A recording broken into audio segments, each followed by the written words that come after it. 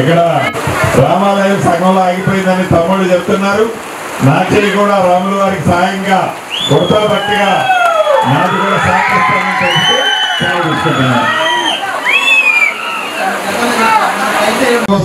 వచ్చినటువంటిది ఎన్నికలు అయిపోయిన తర్వాత ఎందుకు వచ్చామంటే కష్టంలో నేను నిలబడాలి, నిలబడతానని ఆ రోజు చెప్పాను. ఈ రోజు ఇచ్చిన మాట ప్రకారం మీ అందరి కోరికలని మీ ఆలోచన